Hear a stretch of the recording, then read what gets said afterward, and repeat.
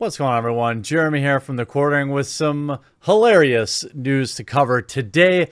This is a continuation of the author of an MTV article that was griping about how Avengers EndGame was too long for people with physical disabilities. Now, let me get into the disclaimers, okay?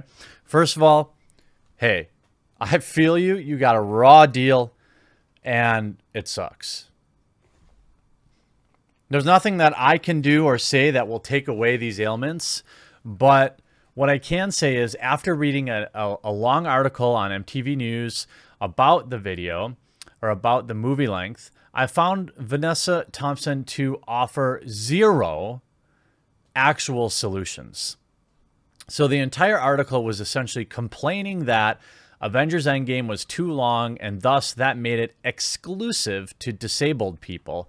By her own definition, I would assume she also means disabled POCs, because that only apparently seems to be her shtick, but I don't know. I will also say it is clear from the blue check mark of mental health that this person wants people to contact them. I would respectfully ask that we let Rickey and YungCripp be the two that handle her, because they, as I will show you in this video, absolutely demolish this continued doubling down by MTV, the MTV author. So a series of tweets came out last night accusing Rickey Berwick, without mentioning him directly, of being violent. And it is a specifically white thing. I don't know how else to describe it, so I'm going to read it to you. I will read her take to you.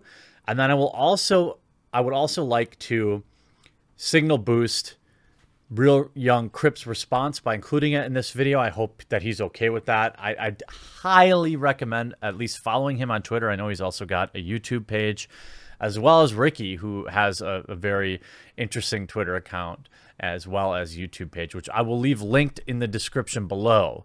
So this is the formula, right? You write an article that makes absurd claims.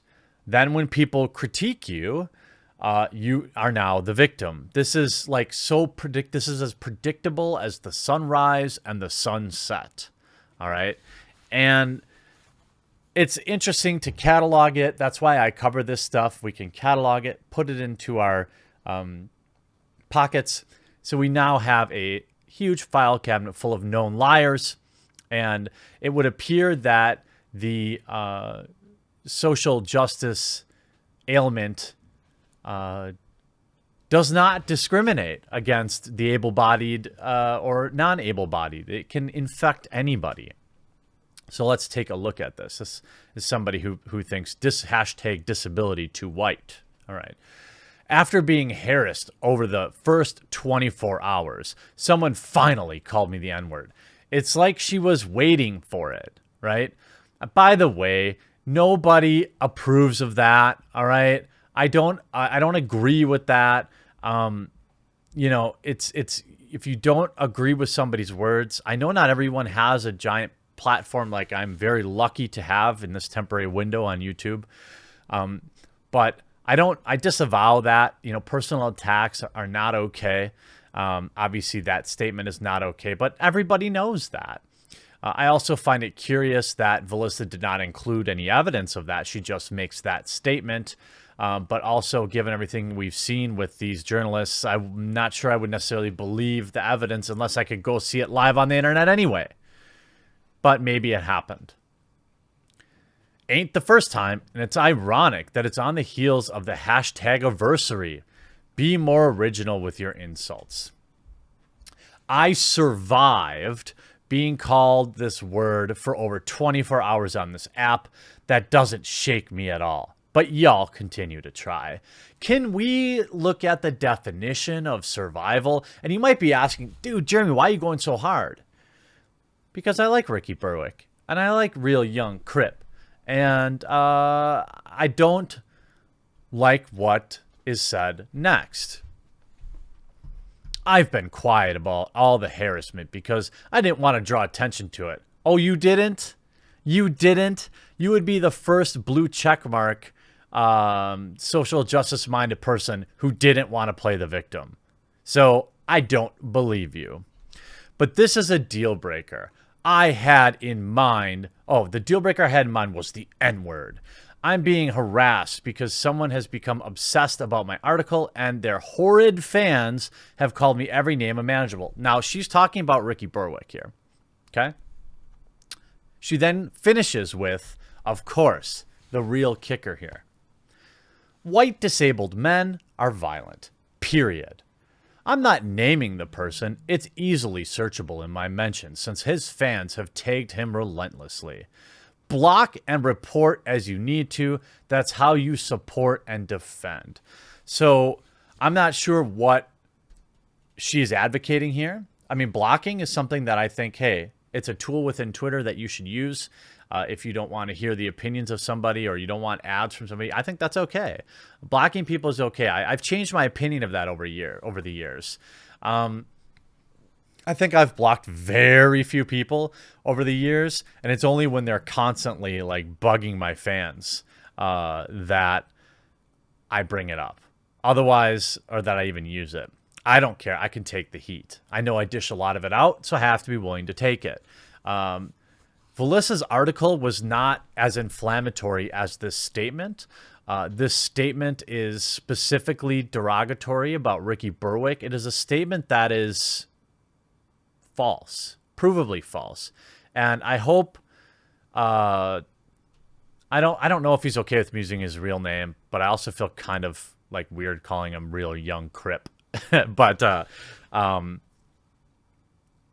the reason that I look up to these guys, Rickey and Crip Daddy, is because they have, like, I'm sure most people who were dealt a bad deal, they have accepted their fate in life and they don't blame other people for it. They're not looking for everyone else to be at fault for it. They accept the hand that they've been dealt and they make the best of it. I think that I'm not always good at doing that. Most people aren't. So to see people dealt with a very bad hand, it's especially admirable. I look up to these guys. And this is what Crip had to say. White disabled men are violent. They're so violent. Have you ever seen a white disabled person, Mom? I have. Have you ever seen how violent they get? Sitting down in their chair, menacingly, ready, just plotting at any given moment to explode. Like that guy from Breaking Bad, the one with the bell. He was Mexican, though. Yeah. So he wasn't white. He wasn't white. He doesn't count. He's not violent. No. Because if you're a minority and you're disabled, you're fine. You're fine. It's only the white ones you gotta watch out for. White The sketchy ones. fuckers. And we all know you're talking about Rickey. All right, let's not beat around that bush anymore. Now, Rickey's a lot of things. Gross, vile, a piece of shit, kind of an asshole. Kind of an asshole, stuck up. He looks like the live-action version of the Hunchback of Notre Dame. Dude, stop. It's quit being mean to Rickey. But violent? No, he's not violent.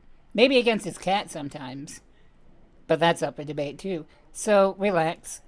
It's not that big of a deal. People call you names, especially racial slurs. It's dumb, I'll give you that. However, that's going to happen on the internet. Sure, you don't need me to tell you that. That's just life. But, you putting blame on my man Rickey, not a good look. And of course, what started all this was Rickey responding to the original article by letting the author know, and more, I think accurately, MTV know, that they didn't speak for all disabled people. And I think that's a reasonable statement to make. People don't like when brands stand on them to get woke points or digital backpats.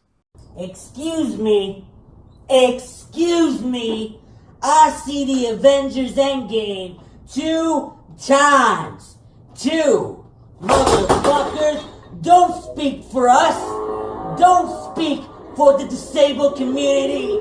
If you're not disabled, you know what, MTV? Go play some music. That's what you were good at. Don't come after us. Don't speak for us. So I think in short, I think that this statement is demonstrably false. It is dangerous. It is, it's racist. This is somebody who is claiming they want to get victimhood points because anonymous person used a slur online, but then she goes on to do the exact same thing. These people who think like this, social justice minded people, are all the same. Disingenuous liars. I wish you the best, Rickey and Cripp. Keep being you. Keep your heads up. Appreciate you guys.